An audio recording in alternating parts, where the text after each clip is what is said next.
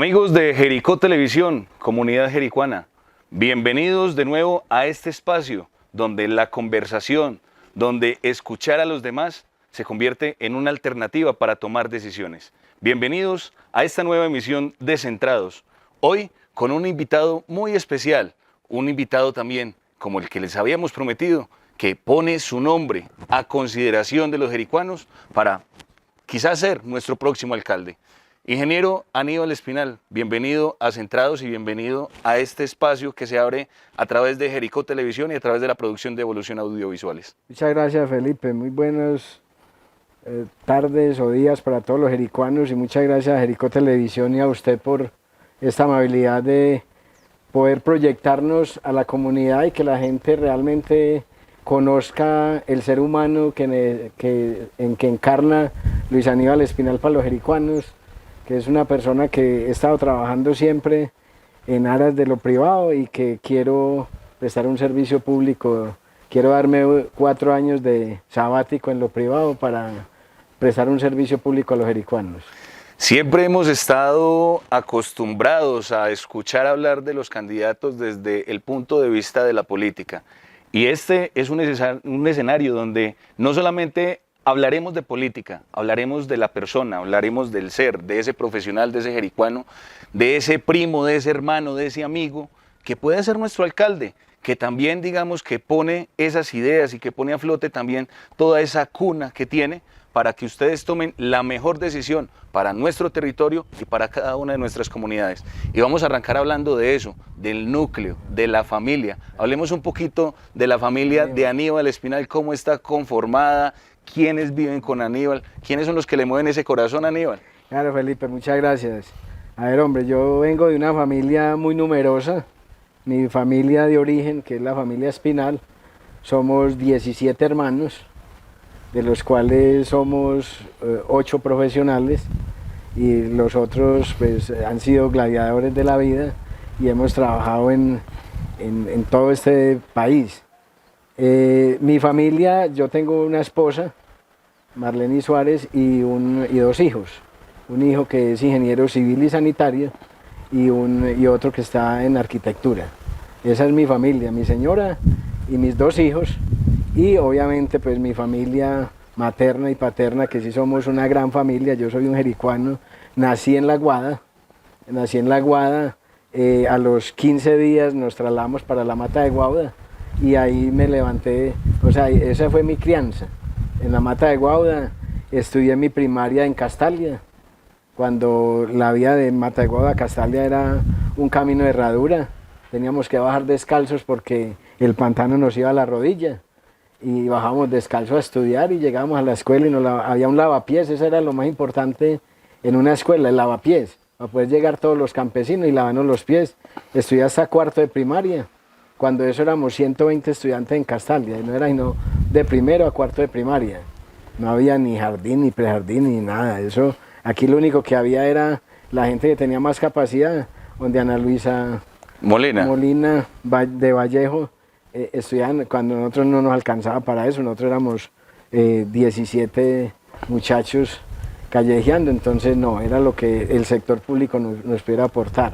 Luego pasé a la escuela Rafael Gómez Cadaví, hoy Madre Laura, y estudié 5º de primaria con muchas dificultades, cuando eso no se decía bullying, pero sí la montaban a uno, que porque éramos campesinos de Castalia, los montañeros de Castalia. Total. Entonces nos tocaba desmontarnos esa carga a punto de estudio y a punto de enojarnos y ponernos de buen temperamento. Y entonces ya hoy se llama bullying, cuando eso no se llamaba bullying. Cuando se llamaba, se la montaron. Y cuando eso existían otro tipo de reacciones para enfrentar ese tipo de situaciones, claro. Pero yo creo que se expone una muy inteligente y es con estudio demostramos que, claro, que no somos como esa persona que ellos están por debajo. Llegamos y nosotros llegamos a la escuela de Rafael Gómez Cadaví y encontramos pues el rector era don Gildardo Uribe, y entonces siempre nos marcaban: usted es Espinal, ustedes son unas cabezas. Ese era el cuento siempre donde llegábamos. Entonces nos comprometían a nosotros a ser los mejores. O sea, el profesor le decía a uno de entrada eso y uno se asustaba, se ponía nervioso. Ah, bueno, toca. Entonces tocó ser el mejor, ¿cierto? Y nos comprometíamos en eso, en ser juiciosos y ser muy disciplinados en lo que hacíamos y nos volvíamos los mejores. Eso lo hice en el 77, en esa primaria aquí en Rafael Gómez Cabé. Luego paso al Liceo San José, donde estudié de primero a cuarto, lo que es hoy sexto, noveno, cuando eso era primero a cuarto bachillerato. Y en cuarto bachillerato, en mitad del año, tuve la posibilidad de que me ofrecieran un negocio. Entonces yo dije, no, vamos a estudiar y a trabajar. Yo tenía 15 años y ya entonces monté un negocio aquí que se llama Palma Verde. Ahí era una tienda y en compañía con un hermano montamos la tienda y me fue muy bien y estudiaba en el Roble Cabildo. Terminé ese mismo año, nunca suspendí mis estudios, eso era una meta de vida. Entonces en el mismo año me trasladé al Roble Cabildo y ahí terminé mi bachillerato en 1983, siendo uno de los mejores bachilleres del Roble Cabildo, la segunda promoción ya oficial del Roble Cabildo. Y bueno, terminamos el bachillerato. Yo pues muy inquieto, también estaba trabajando, tenía aquí mis negocios, y los hermanos, toda mi familia, que somos 17, mi papá, que fue un gladiador de esta familia, mostrando a punto de ejemplos cómo se debiera de vivir tranquilo, ¿cierto? Sin hacerle daño a nadie. Entonces logramos en el 83, yo me presenté cuando eso teníamos aquí el calendario cafetero. Sí. Nosotros terminamos empezando octubre el año lectivo. Sí. Entonces en octubre también coincidió que nos presentamos a la Antioquia. Yo me presenté a la Antioquia y de una pasé. Estaba cogiendo café en San Ramón, porque nosotros en vacaciones salíamos a trabajar, a ayudarle a mi papá, y a lo más terminábamos la tarea con mi papá, nos íbamos a rebuscarnos la platica, a coger café o a hacer mandados o a trabajar. Entonces, cuando ya llegué, estaba yo en San Ramón, cuando llegué, quedé primero en la Antioquia, ya becado, en el primer puesto como en la ingeniería sanitaria, y me pareció, pues, yo dije, bueno, hasta aquí trabajé, me voy para Medellín a acomodarme para poder estudiar, porque yo nunca le pedí un pasaje a mi papá para irme para Medellín, ni a mi mamá, o sea, yo siempre fui autosuficiente a partir de los 14 años, entonces ni mi papá ni mi mamá no tenían nada que ver porque éramos muchos, entonces no era que ellos no querían, sino que no podían. Total, y yo ahí voy a hacer una pausa frente a esa situación, don Daniel, porque me parece muy interesante algo que usted toca y es el ejemplo de papá para que todos podamos salir adelante, sobre todo en esas familias que eran tan grandes. Hoy no es como, antes no era como ahora, más bien, donde pues Castalia está allí, está a 2 pasos y es un tema ya hoy urbano. Hace unos años era un tema de ruralidad, era un tema más complejo, pero hablemos un poquito de eso, del papá, de la mamá, cómo levantaron ellos esa familia, porque infundir todo esto, claro, pues es un tema complejo. Es muy bueno, Felipe, eso es un cuento bien bonito, porque mi papá fue un campesino toda la vida, muy trabajador, y a él le daba mucho miedo darnos estudio, porque él se consideraba que no era capaz. Pero él a mi mamá le dio una parte como de la renta, entonces, por ejemplo, en mi casa teníamos un cafetal, donde manteníamos más o menos unos 8.000 árboles de café sembrados, y de eso mi papá, y manteníamos 4 o 5 vacas, entonces las vacas mi mamá las ordeñaba, hacía la renta de los quesitos y la leche, y con eso era que nos daba el estudio a todos nosotros, ¿cierto? O sea, entonces mi papá toda la vida campesino, tuvo la finca en La Guada, luego la mata de Guauda.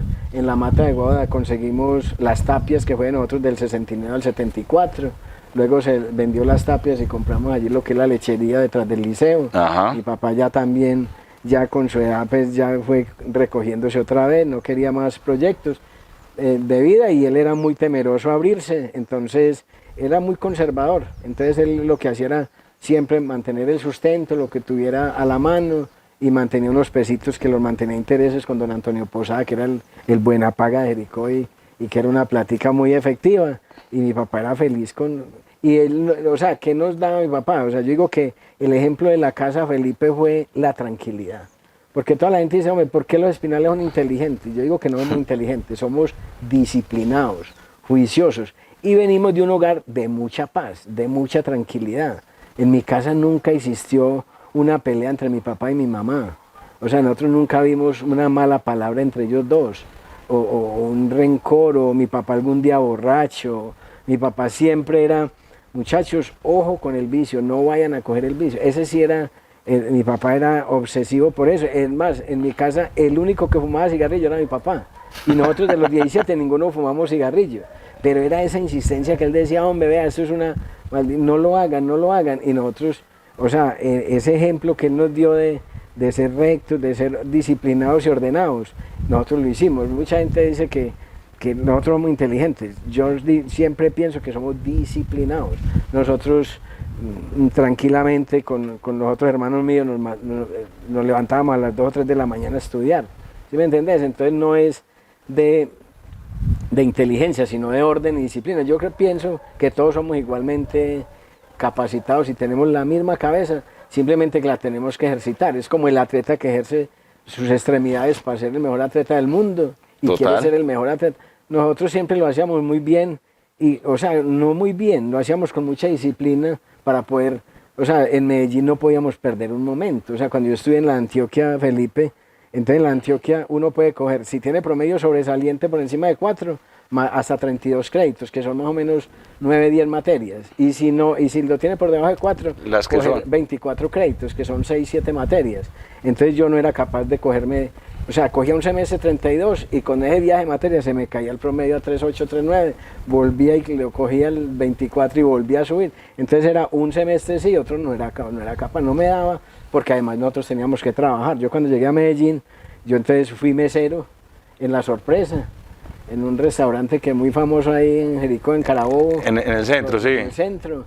Ahí estuve de mesero, luego fui mensajero en una empresa de bienes de arrendamiento, hasta que me llamaron de la Antioquia a estudiar. Entonces cuando yo ya iba a empezar en la Antioquia, yo me angustié mucho y bueno, ¿yo qué voy a hacer para vivir?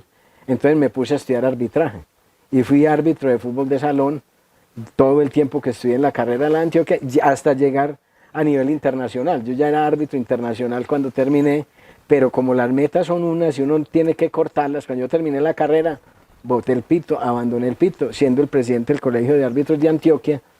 Yo ya me le quité, me llamaron de la federación, don Jaime hasta me insultó, y yo le dije, Jaime, se acabó el ciclo, te vas a morir de hambre. Y yo, pero como ingeniero, no como árbitro.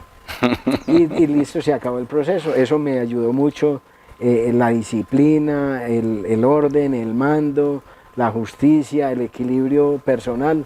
Como árbitro uno tiene que ser muy centrado, saber que está toreando 10 personas acaloradas y otras 1.000 o 2.000 personas afuera en un coliseo, y eso es un cuento bien interesante. Cuando la gente que le están recordando la Santa Madre decíamos, todos los días. Todos los días, nosotros no pitamos, el único día que no pitamos era el Día de la Madre, que para que no nos lamentaran mucho.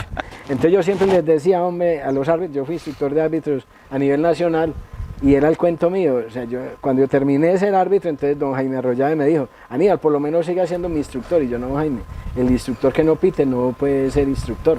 Claro, eso es diciendo y haciendo. Venga, yo les muestro en la cancha cómo se pita. Entonces yo siempre les decía, muchachos, nosotros como árbitros, de aquí para arriba, fríos, helados, y de aquí para abajo, con todo el acelerador para poder estar en la jugada. Entonces ese siempre fue el cuento mío. Y hombre, siempre pité como unos 10 años, Felipe, y afortunadamente nunca tuve un conflicto grande. Esa es una faceta que muy poquita gente de Jericó, creo yo, que conoce del ingeniero Aníbal, que haya pasado, digamos, que por esas líderes de el hoy fútbol sala, antes se llamaba microfútbol, fútbol de salón. O fútbol de salón. Y bueno, pues yo creo que eso hace parte de este escenario, de que empiecen a conocer que detrás hay una persona que ha disfrutado del deporte, que ha disfrutado del estudio, que ha disfrutado de esas vicisitudes que le impone el territorio. Y vámonos en ese momento, porque para uno generar esta disciplina necesita la mamá, necesita el papá, pero también unos profesores, digamos, que le generen a uno esa disciplina. ¿Qué tal esa relación con los profesores de primaria, de secundaria? ¿A quiénes recordás? No, Felipe, yo recuerdo a todos mis profesores. O sea, por ejemplo, la profesora de Castalia, Sonia Restrepo, fue la primera profesora de primerito en Castalia. En Castalia. Sonia Restrepo, Celia Paredes, doña Socorro Zapata y Carmen Saduque, esas fueron las 4 profesoras. Allí cuando me recibió en lo que era Rafael Gómez Cadavid, Ana Lucía Uribe fue la profesora de grupo de quinto C. Ahí estuve, muy querida la señora Ana Lucía, todavía la veo, estaba entera la señora Ana Lucía, muy querida. Y nos daba mucha uña, oye. Sí, sí. Eso nos daban uña pareja. O era que usted se hacía regañar, también, ¿cómo era la cosa? También, eso no es fácil, Felipe. Uno de todas maneras es muchacho de ser inquieto. Entonces, lo recuerdo a todos. Pero sí recuerdo a 2 personas muy especiales que no fueron profesores, sino maestros. Yo tuve aquí un maestro que es el ejemplo mío de vida, que es José Restrepo. Matemáticas. José Restrepo, donde veía un espinal, veía el líder. Y él se lo comunicaba a uno en una forma tan directa, que era como si le dieran una puñalada a uno y se encartó. Usted tiene que ser el mejor y punto, no más, no le va a preguntar ni sabía si uno era bueno o no, sino que él decía, los espinales de la Mata de Guava son los mejores, ya usted es el monitor. Y entonces lo comprometía a uno en una forma impresionante y uno tenía que asumir ese reto y tenía que ser el mejor, ¿cierto? Claro, total. Entonces don José sí, para mí, porque cuando yo llegué a la Antioquia, empecé en el 85 la ingeniería sanitaria, porque estuvo parada la universidad 18 meses, desde el 83 hasta el 95. Entonces me decía Luis H. Díaz, que era el profesor de matemática, uno de los profesores de matemática, que yo era profesor de qué universidad. Tiene libros, Luis H. Díaz tiene un montón de libros de geometría. Él era el profesor mío de operativas, que era la que daba don José aquí. Y me decía, hombre Espinal, ¿usted de dónde es profesor? Y yo, de ninguna parte. Hombre, es que él hacía un ejercicio, explicaba, yo, profesor, puede hacer aquí también más fácil, pim, pim. Y diario hacía un ejercicio, Espinal, ¿por dónde lo hacemos más fácil? Por aquí, profe. Entonces me decía, hombre, usted es un maestro, usted es un... Hombre, venga a estudiar matemática por ello, no, pero yo voy a ser ingeniero. Entonces me querían mucho y me admiraban y entonces él me decía, ¿usted por qué es tan hábil en matemáticas? Yo tuve un profesor que nos enseñó a jugar con matemática y se llama José Restrepo. Entonces para mí don José es un maestro que lo llevo en el alma pues y lo reconozco donde lo veo. Total. Porque son personas de mucho valor que desgraciadamente muchos jericuanos estudiantes lo odiaban. Y yo decía, no hombre, don José es el mejor maestro que... Hombre, no, y es que ahí compartimos incluso varios docentes, porque pues yo tengo que decir que le tengo un gran cariño a Celia Paredes, pues obviamente fue mi profesora en primaria también. Con José tuve la oportunidad también de cogerle ese amor a las matemáticas, de hecho pues parte de mis libros está el álgebra todavía, pero qué bueno que escuchar como que hay otra persona que vivió eso y que lo entendió de esa manera. ¿Cómo influyó eso al final para ser un gran profesional? Porque... No, Felipe, el compromiso, ya después de que uno, por ejemplo, cuando yo me fui de aquí, yo me sentía muy flojo en la universidad, o sea, yo enseñaba aquí a sacarle 20, 10 a don José en un bimestre y llegar a clavarme en geometría 1, en matemática moderna, y yo no veía nada, yo ese desespero tan berraco. Pero me fortalecía mucho Luis H. Díaz, que me decía, el mejor matemático, y yo, profe, estoy jodido en esta necesidad, hablar con los profesores, ojo con ese muchacho que es una porra para matemática, está perdido, venga, ayudémosle, y me ayudó lo que era Jesús del Valle, me ayudó mucho en la Antioquia, porque yo estaba muy atrasado, o sea, cuando uno vaya aquí, la formación, yo nunca vi geometría aquí, pues nadie me enseñó un triangulito. ¿Y límites? No, ni lógica matemática, no, cero, Felipe, ni estadística, nada. Entonces uno se llena de esos valores y se acelera, y ya en el segundo semestre, a pesar de todas esas dificultades, en el primer semestre me sostuve y ya en el segundo semestre sí empecé a ser el mejor Yo le hago una pregunta que siempre le he querido hacer a un ingeniero en el territorio y que desde esa materia que para mí fue un coco, digo porque la sufrí mucho al principio, que fue la geometría euclidiana, el tema de demostrar, de partir de la lógica. ¿Cómo te ha servido aquí? Porque es que yo veo que cuando habla de los proyectos, cuando habla del territorio, lo asemejo a ese tipo de situación académica. Yo te digo que fuera de que yo estuve en la Antioquia estudiando, todo el tiempo pertenecía a los comités de estudiantes de la Facultad de Ingeniería de la Universidad de Antioquia, y eso me sirvió mucho, y yo estuve en los comités de carrera casi 15 años en sanitaria. Y me perfilaba mucho porque la gente decía, no, es que ¿para qué física 3? ¿Para qué geometría? Eso, un ingeniero. Yo, hombre, por Dios, o sea, cuando a vos, o sea, primero que es la base de la ingeniería. Total. Si vos no sabes geometría, no puedes ser ingeniero. Y segundo, porque eso le quita, yo le decía a los muchachos, las telarañas en el cerebro, le agiliza a usted el cerebro. Como el atleta tiene que estar ejercitando sus extremidades, el ingeniero tiene que estar ejercitando la cabeza, o sea, lo tiene que volver a uno muy hábil, muy Total. rápido, toma decisiones y muy precisa, porque es que vos no puedes llegar vos siempre llegás con 2 o 3 alternativas, pero hay una que esa es desde lo económico, lo técnico, lo ambiental, lo social. Cuando vos coges y metes un proyecto en esas condiciones, eso se va solo. Entonces yo, por ejemplo, he dirigido más de 1000 proyectos en todo el país, porque yo he trabajado desde Pasto hasta San Andrés y Providencia, desde los Llanos Orientales hasta Buenaventura. Yo me he barrido todas esas ciudades Y en los más de 1000 proyectos que he dirigido, esa ha sido la clave, sencillo. O sea, mirar los proyectos sencillos en todos los ministerios, en el departamento, en Corantioquia, en todas las corporaciones del país. Eso es volver las cosas prácticas y sencillas. Como resolvió el problema de saneamiento en Jericó y el problema de agua en Jericó, sencillo. Toda la gente a lo más estaba ya formulado el proyecto. Pues claro, esa era la solución, claro, esa era, ¿cierto? Pero entonces, yo, Felipe, después de que termino en la universidad, yo terminé en el 92 en una crisis económica de este país, pero tremenda. De las más duras que hemos vivido, sí, yo creo. Los profesionales no servíamos para nada. Yo decía, ¿para qué sirve un profesional? Ni siquiera, como decía un hermano mío, me va a ir a estudiar a la Antioquia 7, 8 años para venir a ser taxista. Y yo le decía, sí, pero profesional. Entonces, ni para taxi, ni resultaba para manejar taxi. Entonces yo en el 92 dije, no, pues ¿qué me voy a poner a hacer? Empecé a buscar libros de Brasil y de México, que son las facultades mejores facultades que hay en ingeniería sanitaria. Ajá. Y me puse a traducir libros, a organizar y a vender libros, hasta que a los 6 meses me llama un profesor, porque yo les dije, hombre, si ustedes no me ayudan, yo no tengo ni amigos, no tengo empresarios, yo no soy político, a mí no me conocen sino ustedes aquí, por bueno o por tirapiedra, pero no más. Así que si no me ayudan, aquí van a tener toda la vida. Y entonces el decano Gabriel Darío Restrepo me decía, no, yo como sea le consigo trabajo. Hasta que me dijeron, no, me vaya por ahí a una empresa, una entrevista, que por ahí como que le van a dar un trabajito. Y me fui a esa entrevista y sí, hablé con un señor, Jorge Rodas, mucho tiempo, mucho rato. Y el hombre me dijo, vea hombre, aquí yo no le puedo ofrecer un salario, venga si trabajamos. Y lo que produzca lo vamos pagando. Y ahí mismo al otro día fui, le revisé unos proyectos, me dijo, ¿usted es capaz de dar un presupuesto? Y yo, claro, yo soy ingeniero, venga, yo le hago lo que necesite.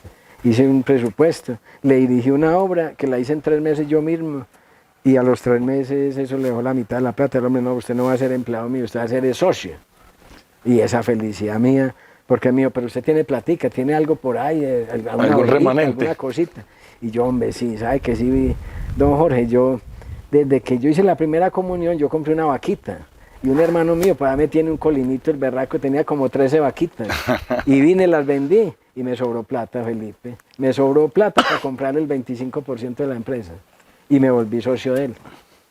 ¿Me entendés? Y era un gancho el berraco. El que me dijo, vea, deme 4 millones, yo le voy a regalar 2 por haberme manejado ese proyecto. Y con esos 6 millones después compramos un carro para usted. ¿Y usted se había soñado eso cuando salió de Jericó, cuando salió del Liceo San José, que iba, pues, digamos que en tan poco tiempo llegar a ser accionista de una empresa en Medellín, de ingeniería? No, eso no es lo suyo. O sea, lo que pasa es que yo las cosas las voy haciendo y yo siempre en la vida me proyectaba era generar empleo.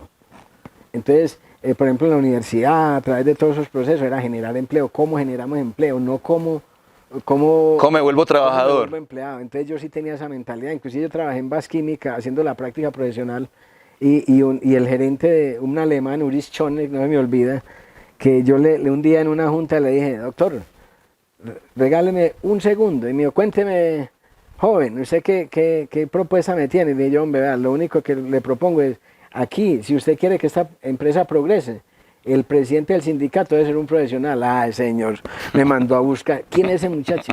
No, saquen, hombre, ese muchacho nos va a armar otro sindicato aquí, hombre, por Dios. Y yo, ¿por qué lo hacía? Porque, Felipe, en Basquímica nos daban desayuno, almuerzo, comida, media mañana, algo, nos daban de todo.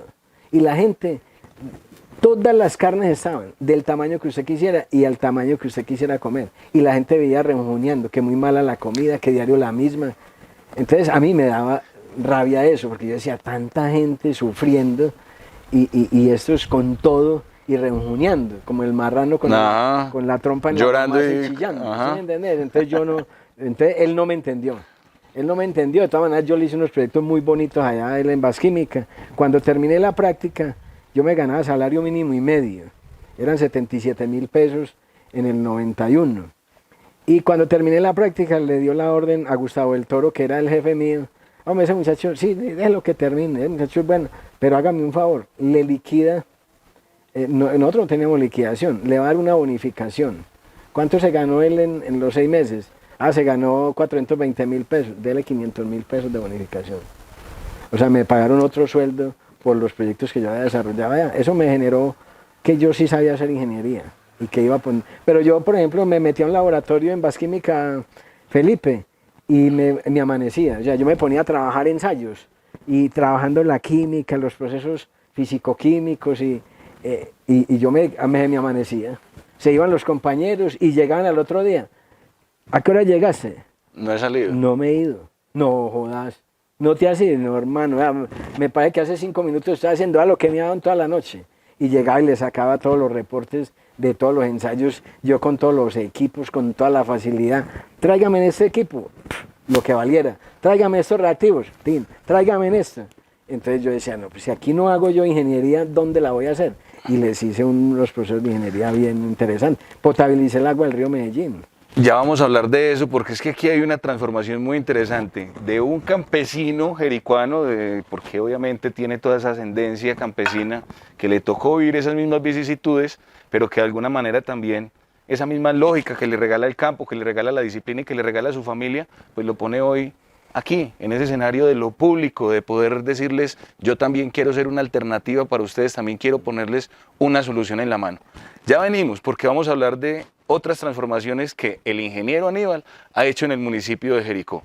Recuerden que estamos centrados, hablando directo, escuchándonos, queriéndonos.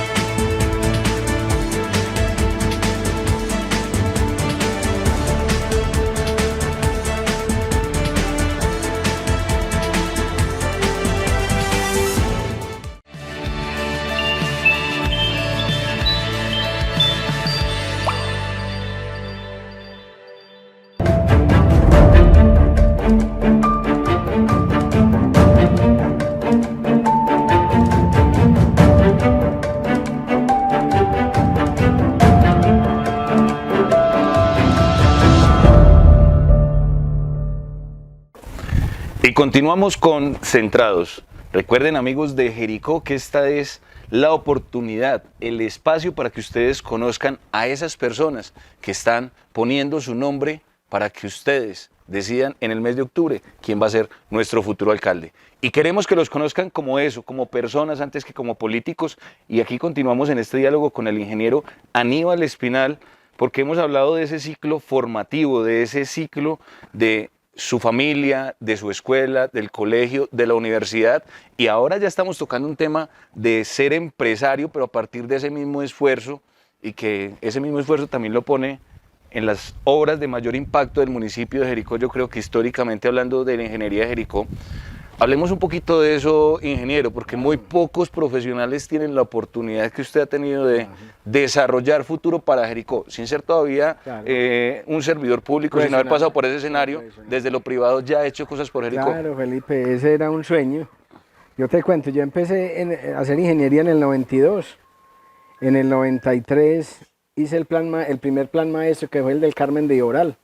En el 94 hice el plan maestro de... Un plan maestro es todo lo que tiene que ver, desde la cuenca, la bocatoma, conducir el agua, llevarla a una planta, almacenarla, repartirla, recoger el alcantarillado, hacer una planta de agua residual y volver a entregar el agua limpia. Eso es un plan maestro. Total, integral, todo completo. Desde coger el agua en la cuenca limpia o sucia y consumirla y volverla a descargar limpia. Eso es usted me disculpa, yo aquí se los voy a poner, o sea, desde que usted le llegue el agua hasta que usted vuelve y la saca, que no termina cuando usted sale por el alcantarillado. No, eso tiene otro proceso, esa es la mitad del proceso, es todo el proceso completo. Todo el proceso completo, Felipe. Entonces, yo arranqué en el 93 hice el Carmen de Iboral, 94 hice Río Negro y Urrao. Cuando yo estaba terminando Urrao, ahí fue unos alcaldes, el alcalde de aquí a ver la presentación. Entonces decía, hombre, qué bueno ese proyecto, cómo se hace un plan maestro. Entonces le dijo el alcalde, vea, ese es jericuano, ni siquiera me conocían. ¿Me entendés? Rafa. Entonces después vine, les hice con León Jairo Tavares, vine y le dije, hombre, Jericó necesita un plan maestro. Postulémonos en Corantioquia que quieren, el doctor Francisco quiere apuntarle a los planes maestros.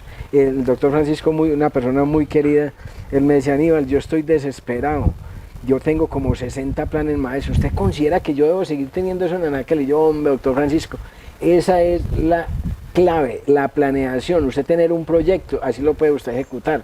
Se me da miedo yo con todos esos libros, Aníbal, y que no, hombre, no le dé miedo, algún día va a resultar la plata y empezamos a desarrollar los proyectos con esos diseños, pero esa es la clave de la planeación. Hoy en el país no tenemos, o sea, plata hay en los ministerios, Felipe, la que usted quiera. Total. Pero hay billones, solamente en agua potable y saneamiento hay 7 billones de pesos, pero no hay proyectos bien formulados.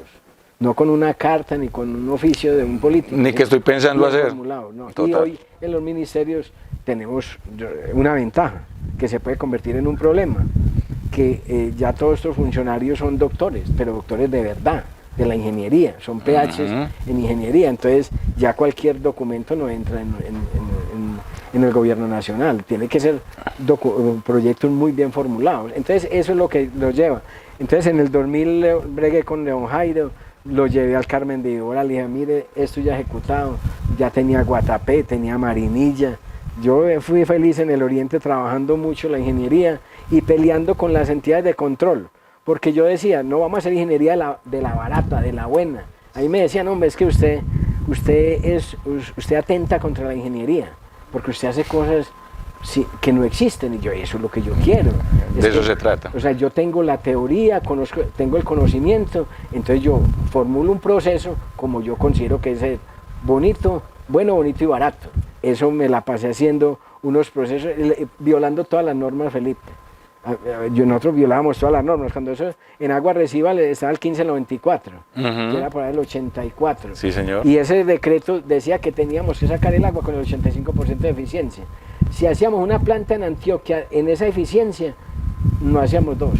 Entonces yo le dije a Cornare, no, venga, hagamos unos procesos más simples, hagamos saneamiento, recojamos el agua en unos colectores, le hacemos un tratamiento primario, removemos el 50% y haga cuentas. Con una planta del 85 hacemos 10 de las del 50, ¿cuánto saneamos?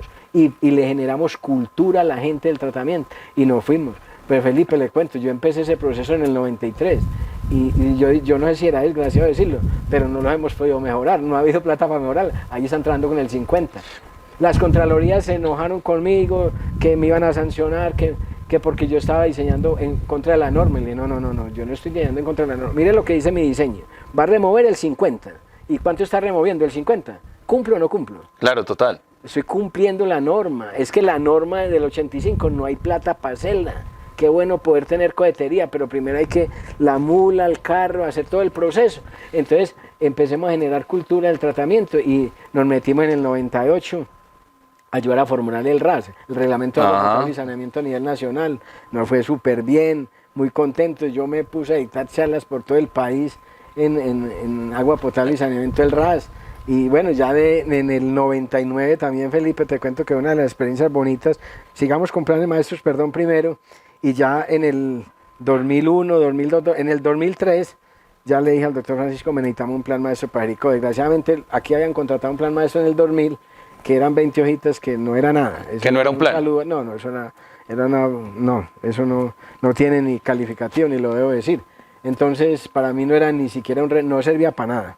Porque es que un plan maestro es una cosa muy, totalmente, muy integral. Muy responsable, sobre todo. Nosotros hicimos un trabajo muy bonito aquí y logramos con el doctor Francisco Zapata, que tengo mucho que agradecerle, que le apuntó a toda la Antioquia, los 80 municipios de Antioquia, de su jurisdicción, en hacer los planes maestros de Alcántara. Hicimos el de Jericó en el 2003, luego vino Freddy Cardona, y Freddy era una persona que me admiraba a mí, o sea, él me veía en la Antioquia como profesor, y me tenía mucho respeto.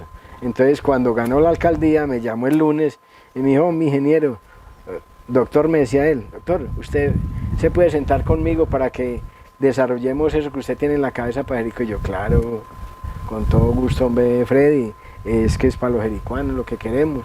Y le dije cómo se hacía la tarea, le dije, no, es muy sencillo, Freddy, nosotros llegamos, usted necesita reunir el consejo, que le aprueben un empréstito de 1.000 millones de pesos, con eso compramos el lote, apalancamos, yo sé que el doctor Francisco quiere construir, él nos ayuda con casi toda la plata, y le hicimos todo el proyecto financiero, salió, y de los 1.000 millones no vamos a gastar sino 200 en la primera etapa, nos gastamos 200, después le dijimos al Baruría, tenemos 800 para el acueducto, 800, ya les presto 2.200 para que acaben el acueducto, a través de Findeter ya todo eso se pagó. Entonces son proyectos que van andando y que uno los tiene que tener claro para poder guiar a un alcalde, ¿cierto? Para poder, hicimos la parte de la circunvalar, yo nunca trabajé aquí, ni nunca cobré un peso, era mi goma ayudarle a los jericuanos para que fuéramos avanzando, ¿cierto? Entonces trajimos el acueducto del Coco, que fue la solución definitiva, hicimos la planta de agua residual aquí abajo, en Río Piedras, en la parte de abajo, y recogimos todas las aguas residuales. Vamos para la cuarta etapa del plan maestro, ya lo tenemos radicado en el ministerio, prácticamente 99.9% aprobado. No falta un pocito de PJ, que es un PSMB, plan de manejo de vertimientos. Y quedamos listos, nos aprueban eso, son 20.000 millones de pesos que vendríamos a hacer de la quinta hacia abajo, para hacer la reposición de toda la red que está en concreto y de muy mala calidad, ya tiene más de 45 años, y el acueducto también, y quedaríamos con un sistema completamente nuevo de Jericó para los próximos 30 años, Felipe. Nosotros somos privilegiados, recogemos el 98% del agua residual, el único municipio del país que da ese lujo, 98%, y ese 2% es por la indisciplina de 3 o 4 ciudadanos, porque tenemos cómo recoger el 100%. Hay un tema muy interesante y es el actuar ya pensando en futuro, aún corriendo riesgos, y ahorita hablamos detrás de cámaras de un poquito de eso. Pongámosle ese escenario, o sea, ¿cómo lo ha vivido Aníbal? ¿Por qué correr riesgos, pero por qué correr riesgos planificados? A ver, Felipe, ese de correr riesgos es como el espíritu que uno tiene en la vida, ¿cierto? O sea, que uno tiene que lanzarse al ruedo, a hacer cosas que la gente no cree. Cuando traíamos el agua del Coco, aquí en el parque todo el mundo le apostaba que no llegaba. Y esa era la felicidad de todo el mundo. Cuando hicieron todas las conexiones, prendieron, no llegó el agua. Me llamó Freddy a la oficina, Aníbal, ¿sí vio, hermano? No llegó el agua. Nos vamos a tener que ir de Jericó. Yo no, porque me voy a ir. Primero que todo, Freddy, yo soy ingeniero, yo no soy brujo, no estoy esperando ni un milagro, nada, eso tiene que llegar el agua, nosotros no hacemos milagros, eso tiene que llegar, nosotros somos ingenieros. Hombre, entonces venga, hice una inspección y había un proceso mal construido. Entonces le dije, corríjame aquí, a los 8 días lo corrigieron, llegó el agua. Entonces uno tiene que tener seguridad en eso, Felipe. Y lo otro es mentalizarse uno hacia un futuro, o sea, yo decía, tengo que ser profesional. Cuando terminé la carrera en la Antioquia, me invitaron a ser profesor de la Antioquia, y no quise ser profesor al año, porque yo no voy a ser un profesor de papel, de libros, no, ¿qué tal? Cuando yo me siente aquí a ser profesor, porque ya tengo suficiente experiencia, y me volvieron a invitar en el 99, y fui 15 años profesor de la Antioquia, en ingeniería sanitaria, desde el marzo del 99 hasta marzo del 2014, cuando empecé este proyecto aquí en Jericó. Uno tiene que ser de metas, Felipe, hay que saber cortar y dejar las cosas cortadas y terminadas, porque yo no podía estar en un proyecto en Jericó. El proyecto en Jericó yo lo volví a empezar en el 2013 y lo fortalecí con lo de la madre Laura. Empecé estos proyectos de tener, yo tenía un cuento que la gente no entendía, que yo necesitaba un banco de tierras en Jericó para poder desarrollar proyectos. Total. Entonces empecé a formularme, yo con lo que en la ingeniería, mis empresas, en Medellín yo tengo 3 empresas y entonces todo lo iba invirtiendo en Jericó. Yo decía, este es un proyecto de vida muy bonito y yo voy a terminar mi vida en Jericó.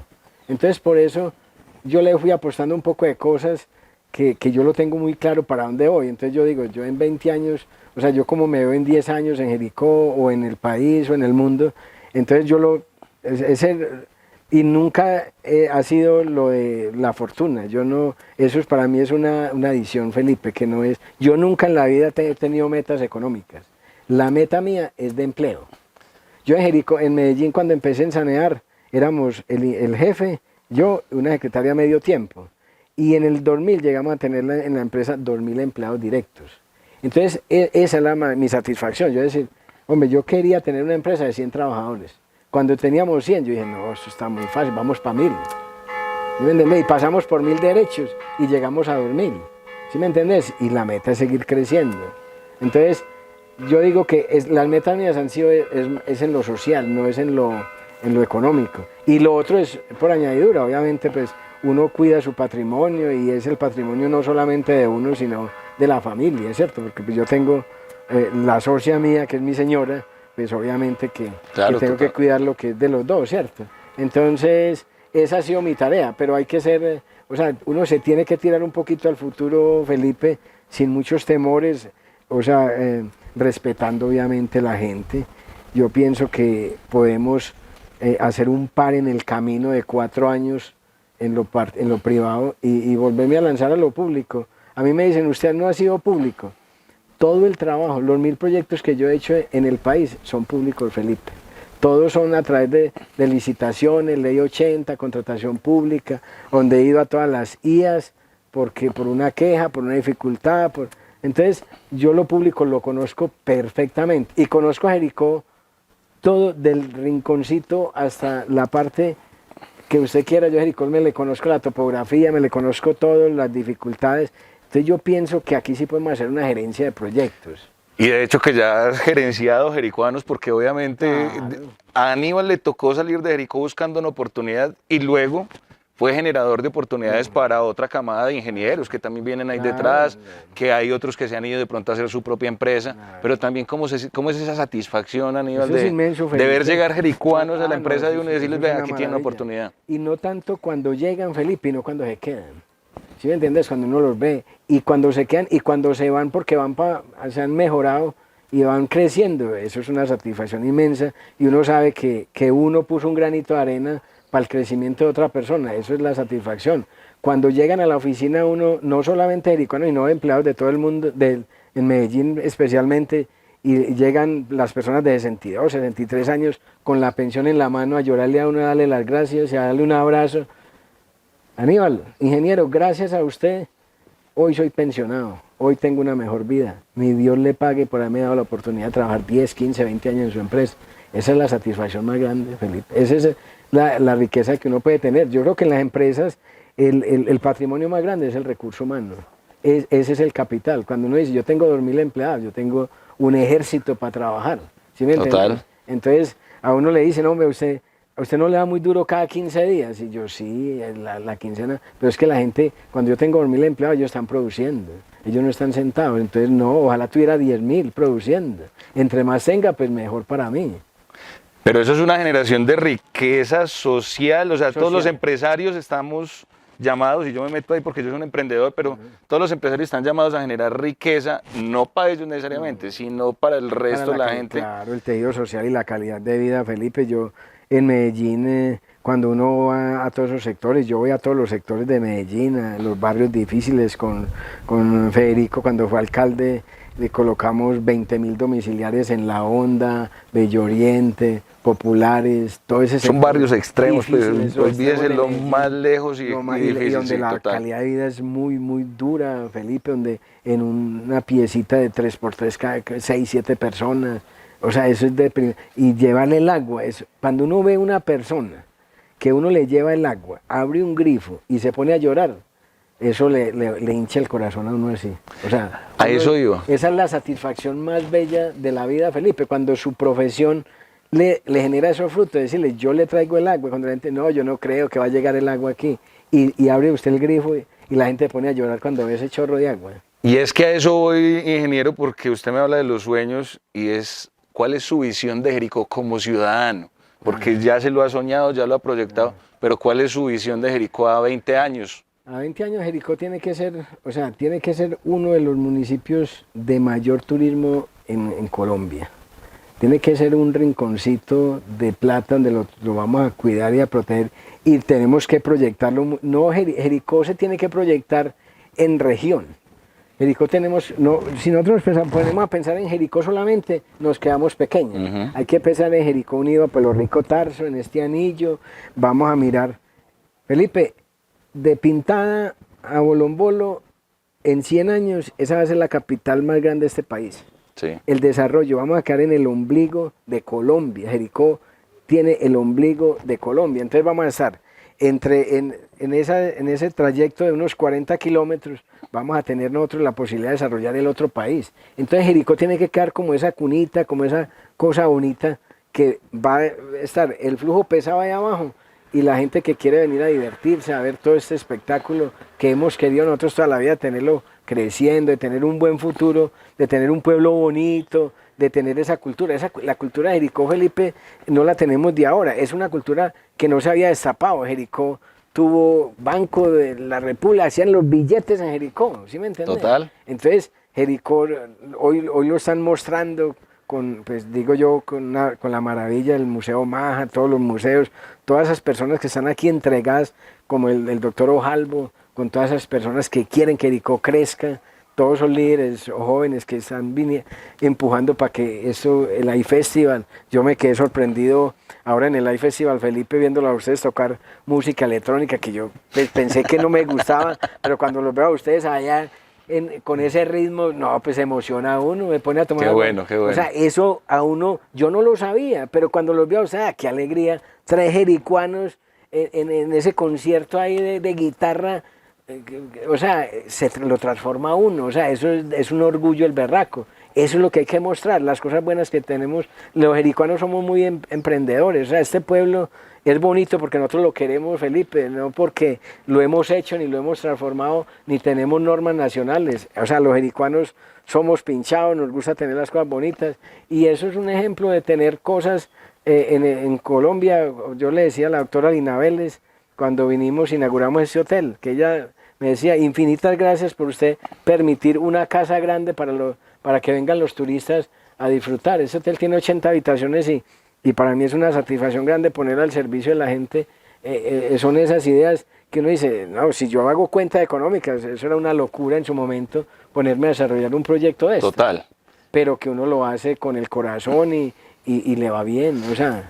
No, y es que tiene, digamos que un desarrollo muy, muy interesante. Yo creo que es uno de los grandes ejemplos que tenemos en hotelería en estos momentos en el municipio. Y precisamente, y antes de cerrar, sobre todo para que nuestra audiencia también conozca esa percepción de Aníbal. ¿Cuál es el lugar más bonito de Jericó para Aníbal Espinal?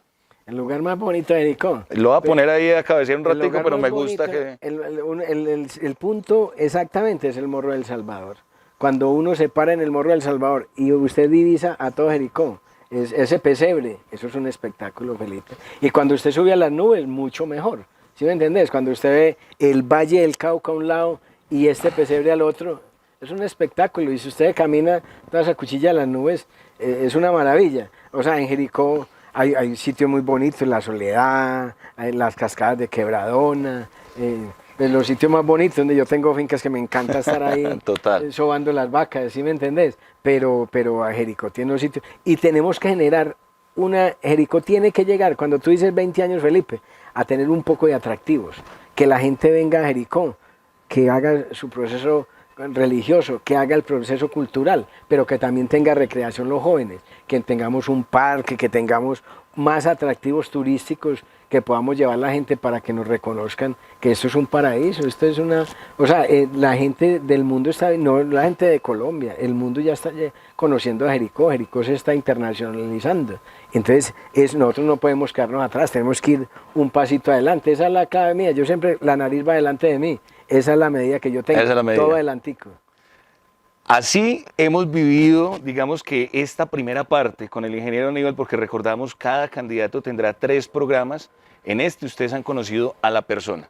Pero esperamos que en el segundo encuentro ya puedan conocer algunas líneas administrativas, políticas, sociales que se puedan definir dentro de un programa de gobierno.